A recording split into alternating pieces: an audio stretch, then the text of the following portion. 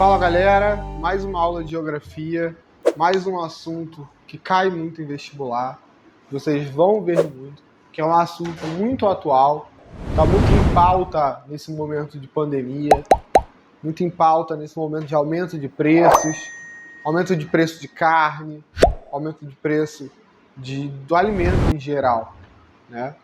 E a gente vai falar um pouco hoje justamente sobre o espaço rural. E aí linkando um pouco com o espaço rural brasileiro, nosso espaço rural, o que a gente vive, o que a gente enxerga, o que nosso bolso sente também, beleza? Galera, para a gente começar a entender o espaço rural em si, a gente tem que entender que o espaço rural não é um espaço urbanizado, né? É o princípio de tudo. O espaço rural é aquele espaço que não é urbanizado. Para um país ser considerado um país urbano, por exemplo, ele tem que estar composto, né, de mais de 50% de sua área não rural, de sua área urbana. Então, o espaço não urbanizado é justamente esse espaço rural, com presença de atividades primárias ligadas ao primeiro setor da economia, que é justamente esse setor ligado mais à natureza. É esse setor ligado, né, à extração de recursos naturais, tá? Só recapitulando, o primeiro setor da economia é esse setor de retirada de matéria-prima. Segundo setor é aquele setor que pega essa matéria-prima e transforma em algum produto, beleza? E o terceiro setor é o setor de serviços, tá? Tranquilo?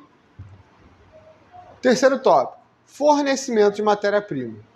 É justamente o que eu acabei de falar com vocês. Esse primeiro setor vai estar diretamente ligado ao fornecimento de matéria-prima, ao fornecimento de carne, ao fornecimento de madeira, de cana-de-açúcar, de soja. Tudo isso que a gente está escutando muito falar, está muito na mídia. O aumento do preço do etanol, o aumento do preço da carne, a exportação. E a gente vai entender um pouquinho do porquê também, né, esses preços agora estão aumentando tanto assim. Primeira coisa que a gente vai ver aqui quando fala de espaço rural é justamente o extrativismo. Galera, o extrativismo é essa retirada desse produto. E esse extrativismo ele pode ser de três formas. O extrativismo vegetal, tá? Por exemplo, a retirada, o corte de madeira de árvore para a fabricação de carvão vegetal. É um extrativismo vegetal.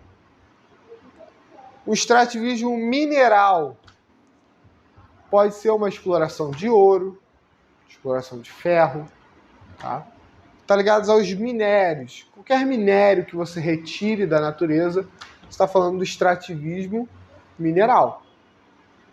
Extrativismo animal, por exemplo, é o corte da lã da ovelha, é a retirada de couro do gado. Esse é o extrativismo animal, tá? O próprio nome já diz, galera. É bem tranquilo. Vegetal, você está falando, por exemplo, de madeira, etc. Mineral, de minério. Animal, né, da retirada de qualquer produto que venha do animal. Ok? Galera, sobre a pecuária. E aí, desde a escola, desde o nosso ensino fundamental, nós aprendemos essa diferença entre o intensivo e o extensivo. O intensivo, turma, está falando sobre uma pecuária mais moderna, tá? Uma pecuária com os animais confinados, com técnicas avançadas de criação, uma ração mais preparada, um veterinário constante observando aquele animal, beleza?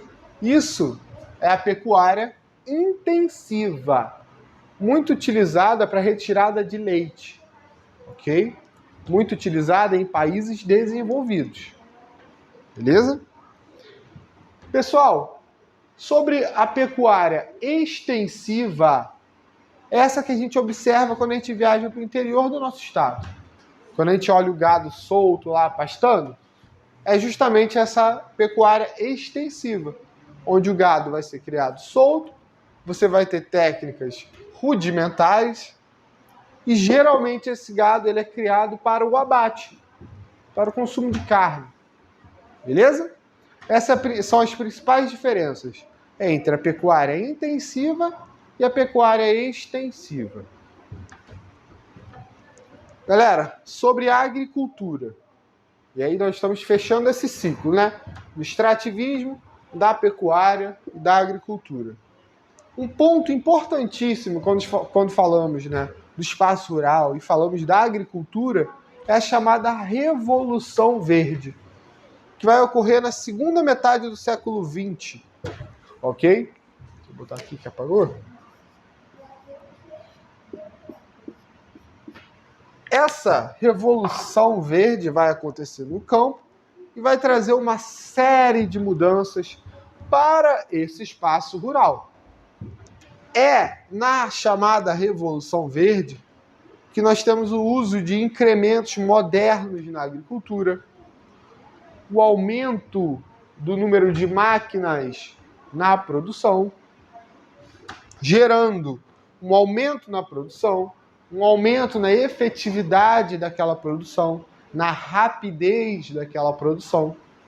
Ok? Isso está diretamente ligado à Revolução Verde. É por isso que recebe esse nome de revolução. É uma mudança significativa no meio de produção do campo, no campo em si, nas pessoas que estão naquele campo. Tá? E aí aquele aumento do êxodo rural, da galera saindo do campo para a cidade, que isso vem desde a Revolução Industrial, ele aumenta com a Revolução Verde. A partir do momento que esse campo, que era um campo rudimentar, né, cada vez mais se torna um campo elaborado, um campo com uso de muitas técnicas, beleza? Que necessita de uma mão de obra extremamente qualificada.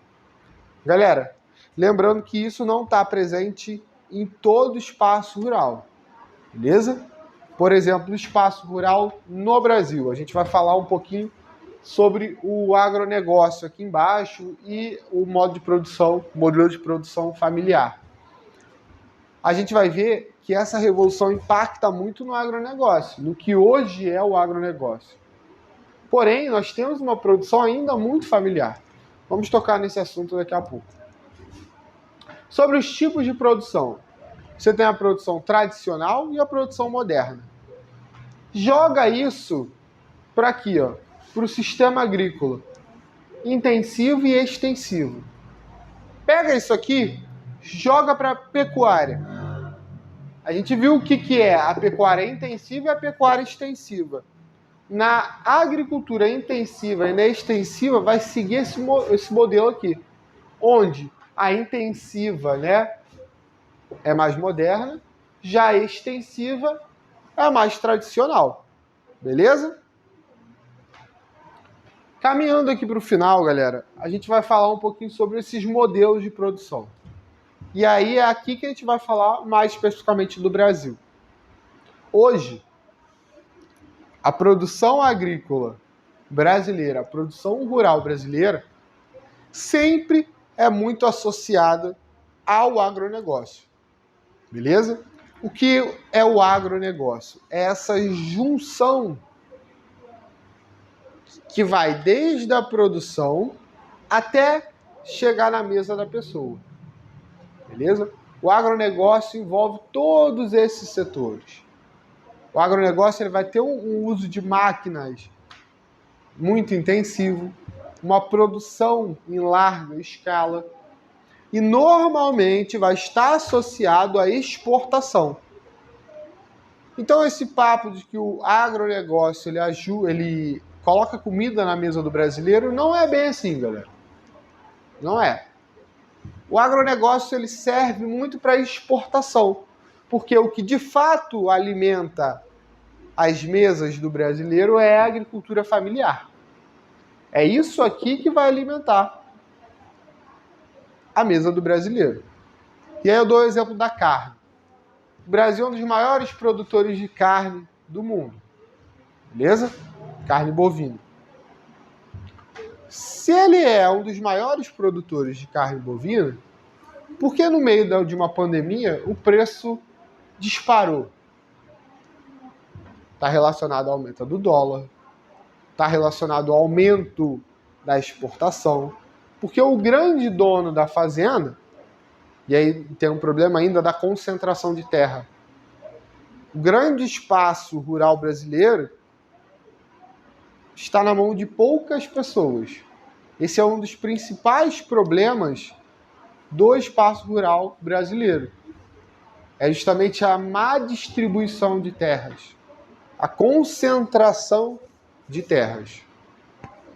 E aí, galera, a carne sobe o preço, antes o dólar aumenta, a exportação se eleva, o dono de fazenda, em vez de vender para o mercado nacional, vai querer vender para o mercado externo. Por quê? Ele vai estar ganhando em dólar. Se o dólar sobe, a visão que ele tem daquele produto é um produto de exportação, não um produto para parar dentro do nosso país. Beleza? Então a gente finaliza aqui, diferenciando um pouco essa agricultura familiar do agronegócio, passando sobre os principais pontos do espaço rural, desde o extrativismo, da pecuária e da agricultura. Beleza, gente? Então até a próxima aí, espero que tenham gostado.